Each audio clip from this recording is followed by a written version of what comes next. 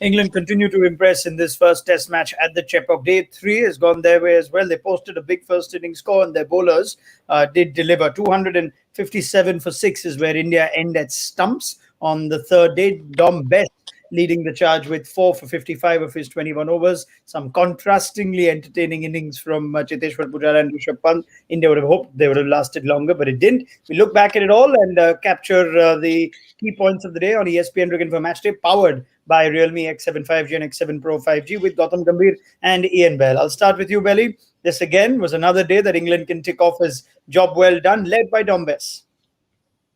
Yeah, a really good day. I think coming in today, I think it was fascinating. Obviously, I wouldn't say he was under pressure, Dom Bess, but I think. Yeah, I could hear you just fine before what you were doing. Oh, sorry. Now I can hear you. Yeah. Right. Sorry. Now good. Take it away. So basically, I think Dom Bess had gone in with a little bit of pressure into this series.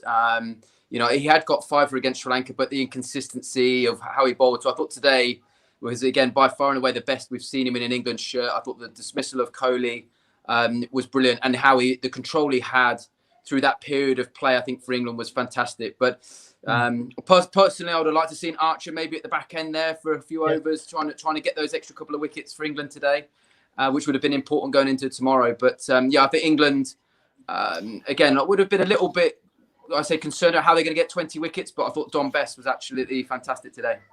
Yeah, we're going to discuss Bess more in detail, but Gautam, we were reserving judgment until we saw enough of India batting on this surface as well. Yes, it may be a bit different from the first 2 days. Now that we've seen an entire day where India batted, it's been a disappointing day. What have you made of it all? Look, there is enough for the bowlers now. We spoke about whether there's going to be enough for the spinners. Yes, there is enough for the spinner. There is bounce. Bounce is very important. If you talk to any of the top class spinners, they say that more than the turn, I think they cherish the bounce. And if you see some of the balls that kicked off the rough, especially when Leash was bowling to a left-hander. So there is enough. They need to be more consistent. And probably one thing which was missing from both the spinners, obviously it is England's day, but the speeds in India are very important. I remember in 2012 when Monty Panesar and Graham Swan were there, their speeds were unbelievable. So if you try and go off the back foot, there shouldn't be enough time for a batter to go off the back foot. So probably the speeds were a little slow. But again, I think they need to keep improving at the same time. Yeah, it is England's day. But then again, Rishabh Pant and Cheteshwar Pujara actually kept India in the game till now. Yeah, they're still 321 behind. Belly, what did you make of just India's top order? There was a breezy 20-odd by Shubman Gill, Rohit Sharma, Rahane, Kohli, all falling cheaply. What did you make of the manner of their batting today? Yeah, I mean, again, I think I would imagine from a batting unit point of view, they'll be disappointed. I wouldn't say there were soft dismissals, but, Rahane, full toss, great catch from Joe Root, but a full toss, a caught mid-on up front for Gill, who looked in a really good touch. I think when you're a top-class player and a bowler gets you out, that's okay, that's acceptable. But I think there was probably a couple of soft dismissals, which but I expect going forward through this series against world-class players, that doesn't happen too often. But England will be relatively happy. Like I said, I think they are, like with anything, scoreboard pressure was always there today for England, and that's what they've always needed. I think going into this series, if they get big runs, they can create pressure, and that's what we saw today. And again, like I said, there was some. Again, I felt for Pujara. I didn't know how we were going to get him out. Actually, at one point, I thought he looked fantastic, and probably we've earned the right, I suppose, with the great stuff that we did on day 1 and 2 to get a little bit of luck. And as we saw again, the half chances there, the Joe Root catch, the half chance was a couple of half chances that India put down. So again, I think when you're playing good cricket and those things go your way, and I think we saw that today. But I think some of the Indian batters would be a little bit disappointed. Yeah, we're going to get more into detail of that. Yes, game of fine margins. India did leave some half chances go begging. Now, Gautam was going into detail on just Rishabh Pant's approach. He liked what he saw. Let me get your take on it. It's blockbuster stuff to watch, right? All of a sudden, the whole pace of the game changes. What do you make of Rishabh Pant, the batsman, just sitting back and watching him bat? Yeah, I mean, again, I suppose from an Indian fan point of view, I mean, for a neutral, amazing to watch. I mean, that was just Test cricket. Again, we saw Pujara doing his thing in his own way, and then Rishabh Pant doing it in his way, which was great. And to be fair, looking into this now, I thought that was a great little battle going on.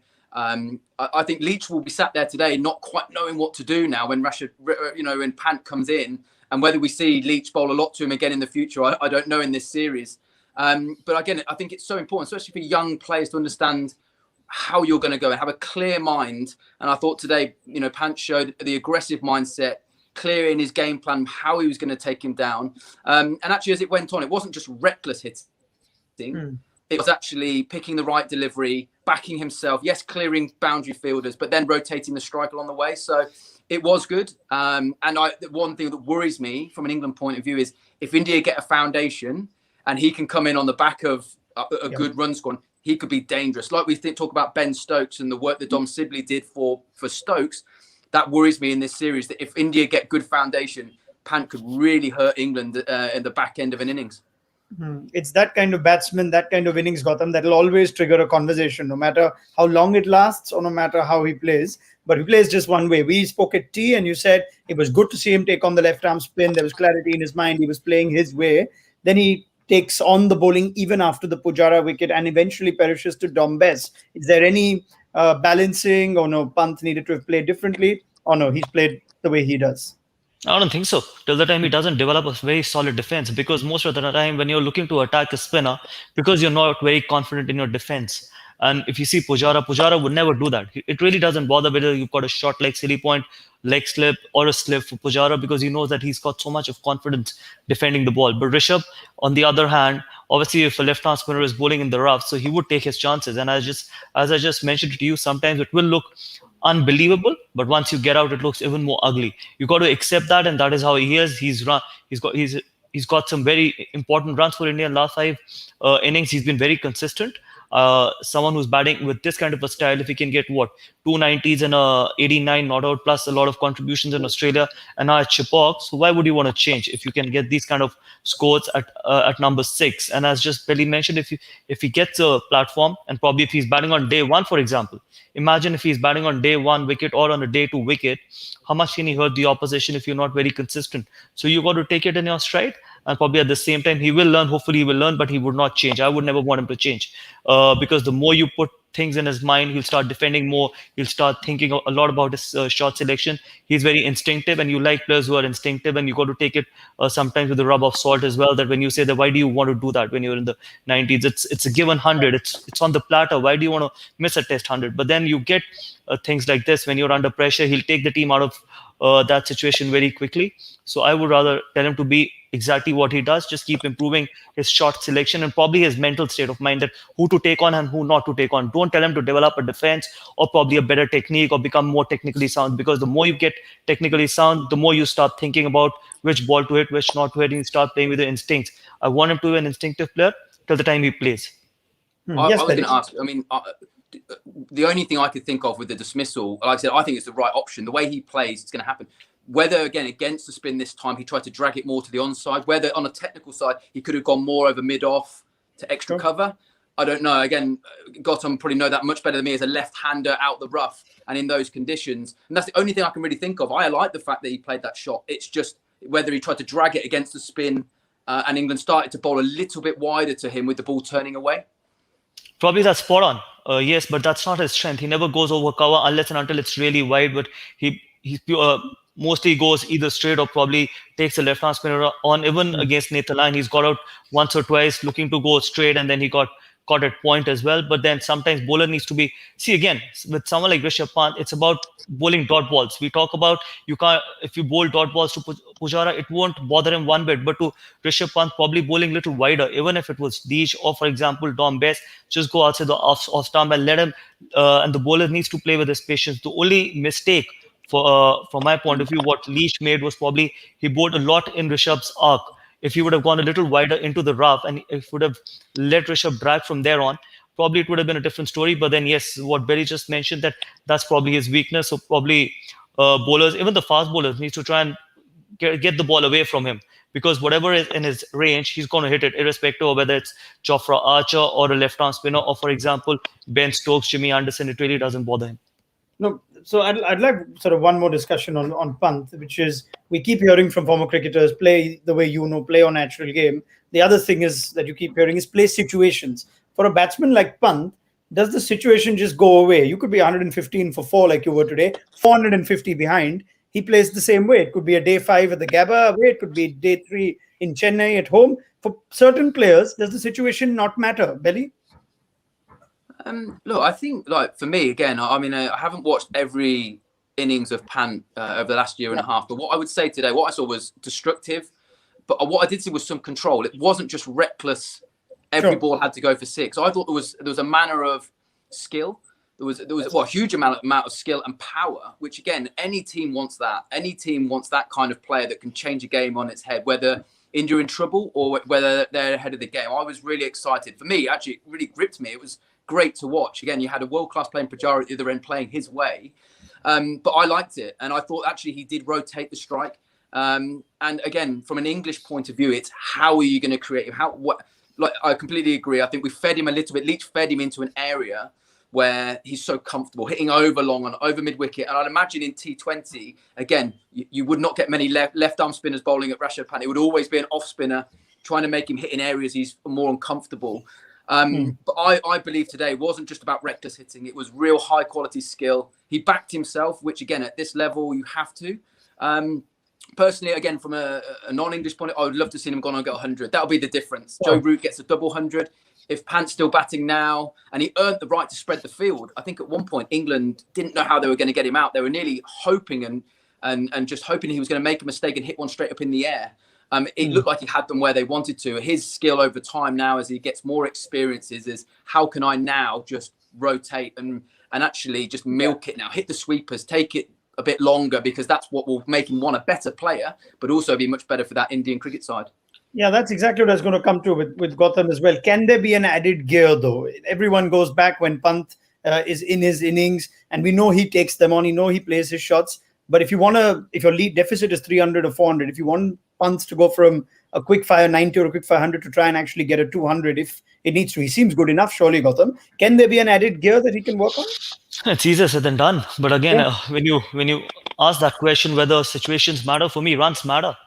It's all about runs, unless and until you're going for a draw, you're batting out on day 5, and you know that you got to bat 2 sessions or 3 sessions. But today was an ideal opportunity for him to probably get the team out of probably the situation what team was in. And the only way he could have done that was by getting runs. If you see the deficit 321, it's only probably purely because of Pant's 91. Yeah.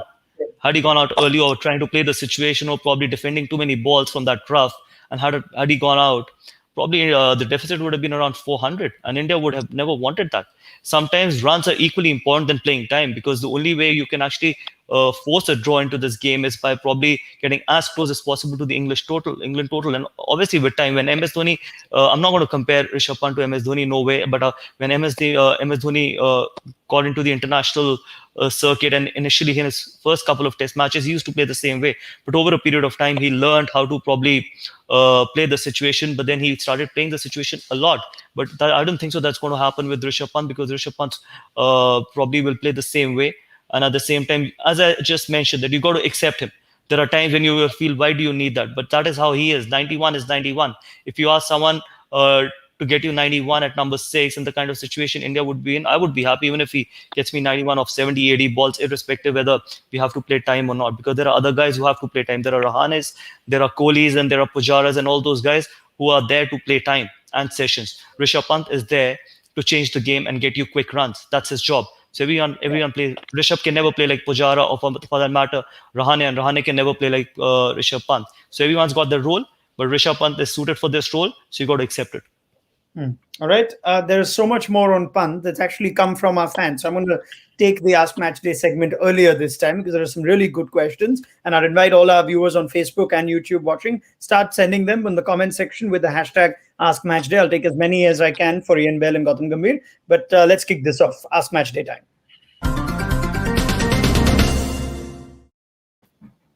Let's start with the questions that came on Twitter. And quite a few on Pant, as well as Dom Bess, who's had an excellent day. Let's start with Monish Suri. Why doesn't Ashwin bowl outside off stump like Lyon and Bess? He sticks to the bat pad sort of line. Now, if you have to compare the two spinners, I get the point that Monish is trying to make. Bess and the success that he got versus how hard Ashwin had to toil. What do we make of it? Gautam? Because he undercuts the ball more, and he's got more variation. And at the same time, I feel that again, Ashwin was bowling on day 1 wicket and on day 2 wicket. Best was bowling probably on day 3 wicket, and it had much more for a spinner on day 3 than as compared to day 1 or day 2. If you see in Australia, Ashwin was far more successful than Nathan Lyon, because Ashwin actually bowled different lines, and at the same time, Ashwin had more variation as well.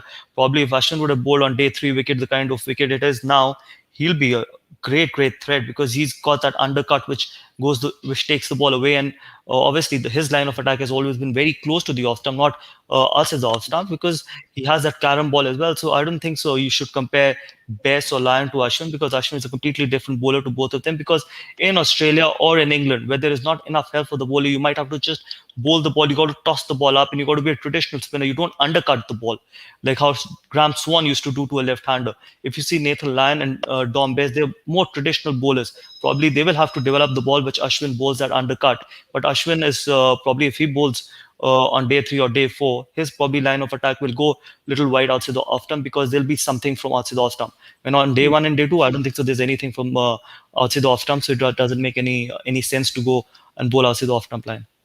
Delhi, comparative analysis, Bess versus Ashwin. No, I completely agree. I think one thing we've got to take into consideration was the surface. You can't be bowling outside off stump or not hitting the stumps on day 1. You won't be able to control the rates. There was nothing in Ashwin's favour on day 1. It was a flat pitch. You have to be attacking the stumps, keeping every form of dismissal in the game. Bess now has the luxury of having nearly 600 on the board and can throw the ball wider. I mean, that is one area that England have worked so hard on getting him to do over this 12 months, is he generally does drift the ball in rather than gets that nice shape that Graham Swan or an Ashwin would get, where it would shape out. So they're working really hard on that on him. But again, the dismissal of Kohli is a perfect off-spinner's dismissal. But if he bowls that first innings, it's not going to get the same reaction off the pitch either. So I think we've got to wait and see on that. I completely agree. Ashwin is a world-class bowler. Bess is a young bowler trying to get better. There's still a lot of inconsistencies, but it's in his favour now. Runs on the board, turning pitch now. But I think in any bowler, especially in England, you can't be bowling outside off stump, because good players will score around the ground if you're not hitting the stumps. Okay. Now, on that surface, the pitch tends to come into a lot of conversation, especially now that we've seen 3 days. And this happens on Indian surfaces, especially at the Chepauk. This is a good question from Varun Vasudev Avdhani on our YouTube stream. Is it acceptable to set pitches that are hugely advantageous to the team that wins the toss? It does seem, at the evidence of 3 days now, as good as England have been, that the toss was quite an advantage. Gautam? That's why Test cricket is so unique. That's why it's the toughest form of cricket, and that's why Test cricket is so lovely to watch, because surface changes after every session. And there are times when actually when the team bowling first has an advantage. So that's why you got to have skill of probably batting on day 1, day 2, day 3, and even on day 4 and day 5. And that's why we keep talking about it, that the real test for any cricketer is to play Test cricket, because you should be able to bat in any conditions, in every conditions. And at the same time, the same is with the bowlers as well. So I don't think so that toss plays a huge role, because if you have quality, ultimately you will adjust to all kind of conditions. Yes, from the result point of view, if you see right now, England is in a situation where they are, because obviously they had the best of probably the surface they could have batted on. But again, it's just the skill set as well. You got to be able to adapt to every condition within that game as well. It's not only about over a period of time, within the surface, within that particular game, within those five days and particular sessions as well. All right, Belly, anything on this? Yeah, well, I think it's a test match.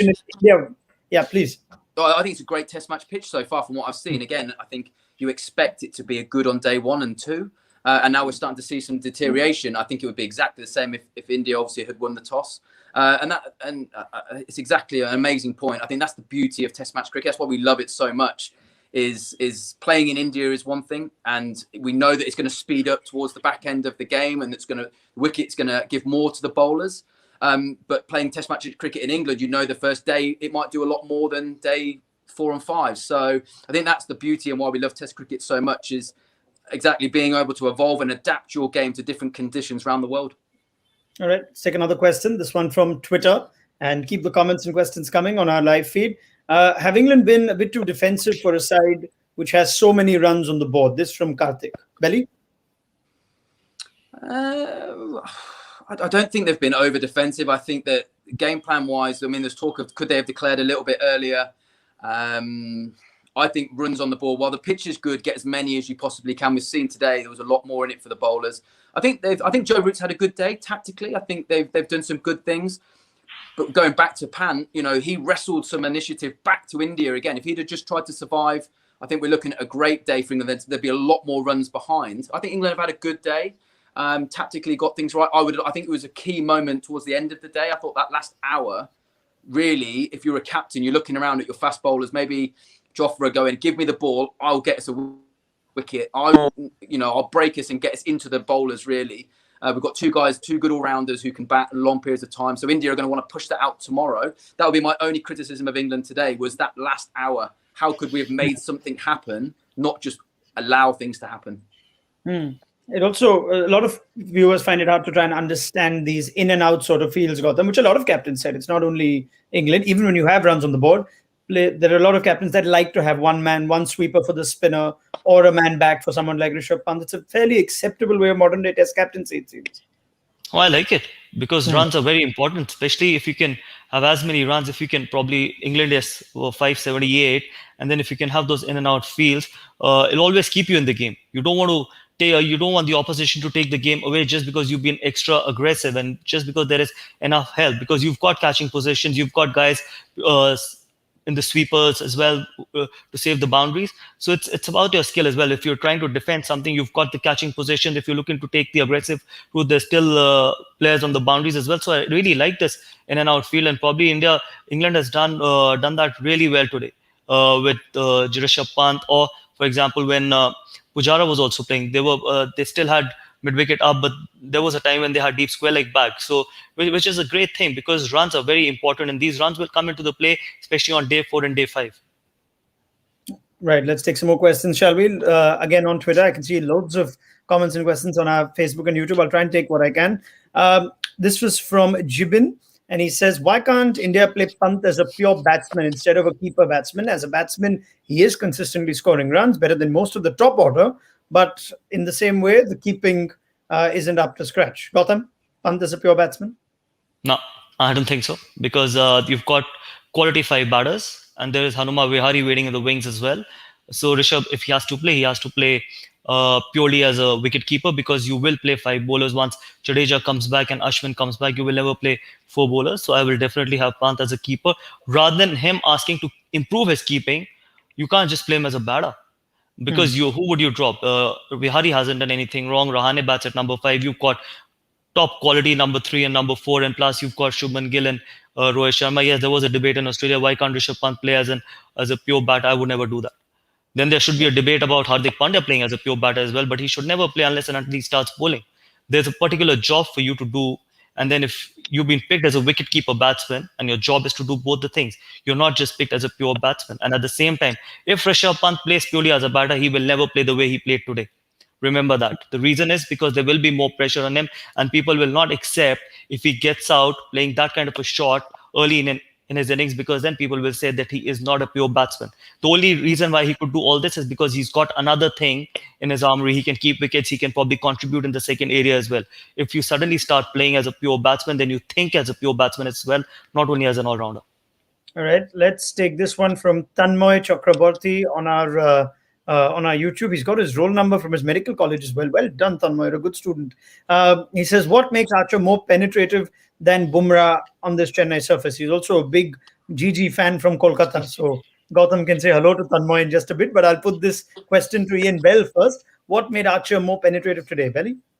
No, I don't know if it was any more than certainly than Bumrah. I think again, we're looking at a day 3 pitch, which is deteriorating, whether the ball holds in the pitch a bit more than day 1. I think they're both fantastic bowlers. I thought Bumrah was outstanding, really, and we saw lots of variation, and the conditions were not in his favour at all. I think they're both quite similar, really. I mean, they're both fast through the air. I thought it was always going to be, England, for too long now, we've gone in with maybe your typical English type seamer when we go abroad. All of a sudden now we can throw the ball to a guy that can bowl high pace, gets good bounce, and that's what's going to trouble good players, even on flat, slow pitches. So I'm just so pleased that he's fresh, fit, raring to go. But again, he's fast through the air. He's difficult to pick up. Like Bumrah, there's not a lot from his run up. He's not like he's charging in. He's just got that natural pace, skillful bowler, and I think he'll cause anyone problems in any conditions. And I think that's the beauty. I think we're seeing two guys in Archer and Bumrah in particular that are going to be two of the best fast bowlers over the next period of time, which is a great contest. All right. You could see that picture in a Knight Riders jersey of Shubman Gill, so you can understand why Tanmay is a big Gautam fan. Gautam, you could just say, give Tanmay a big wave before I take my next Thanks, question. Tanmay. Thanks for the compliment. All right, brilliant. Let's take our next question. We'll take another one from Twitter. I hope, Tanmay, you're happy that Gautam's given you a shout out on our post-match show. Let's go to our next one. Some good ones from Twitter as well. Keep them coming. I'm seeing some pretty active fans on our Facebook and YouTube. I'll try and take what I can as we round off. Right. Let's take a few more questions. I think we're ready for our next Twitter question, unless we're stuck. All right, then I'll just read them out because there are some really good ones. There's a good question here on Ajinkya Rahane as to why he struggles to score as efficiently in India as away. Now, he's a guy who averages nearly 50 in Test cricket. It's just the one innings in this series, Gautam. But in India, I think his average is now below 40. For a player of Rahane's caliber, can you make sense of it? Why he doesn't score in India as much as he does?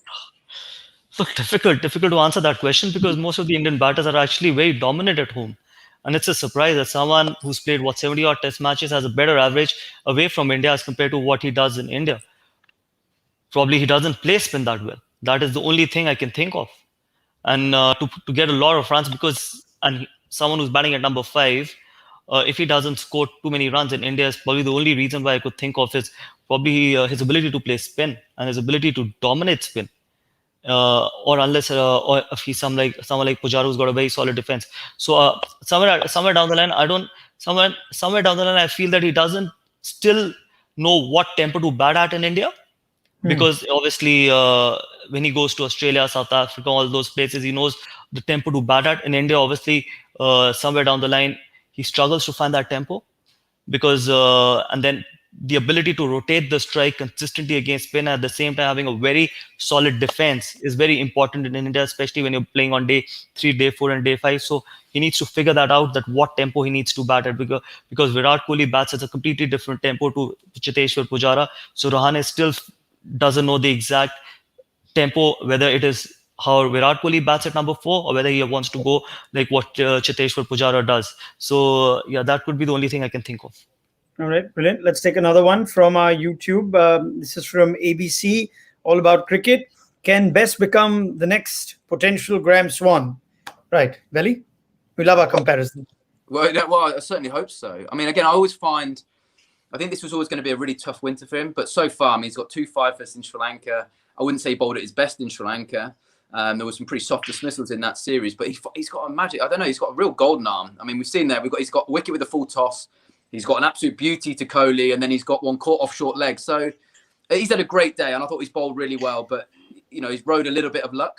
There's a lot of work to do, but again, I think he's a good young man. He's got a great work ethic.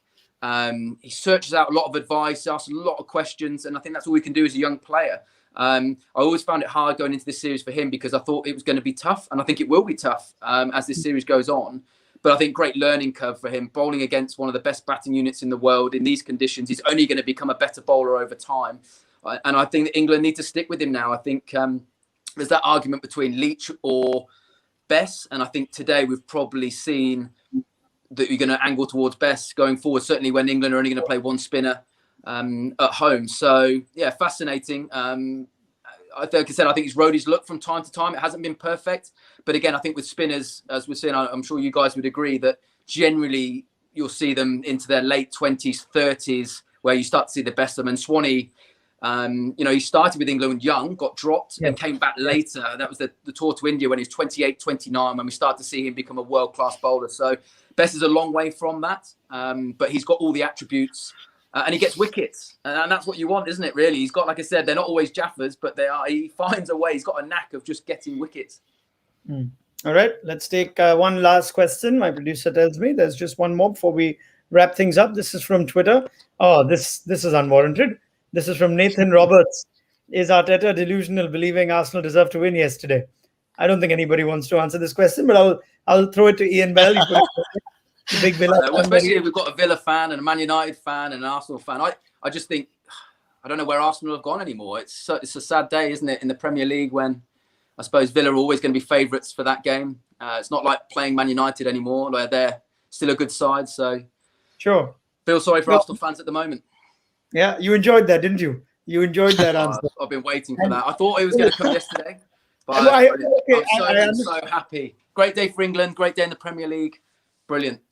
Yeah, I understand you having a go at Arsenal, but Villa were the only team amongst those three that you mentioned that picked up the 3 points last night. So I don't want to. I don't want to. You can't win every game. Poke Gautam Gambhir. I don't want to poke Gautam Gambhir on where. No, I'm happy. I'm happy. Happy with the draw. Okay. Such are the times. Right. Let's wrap it up. Let's not get carried away. More football chat at some point, I'm sure. Big thank you to Gautam Gambhir and to Ian Bell. We'll continue getting their thoughts through the course of this test match and this series. Do join us tomorrow again on ESPN Cricket for Matchday, powered by Realme X7 5G and X7 Pro 5G. It's England all the way. Can India at least have some sort of fight back, come close to that first innings deficit? They're still 321 behind. We'll see how things go on day 4. Do join us at lunch. Bye-bye.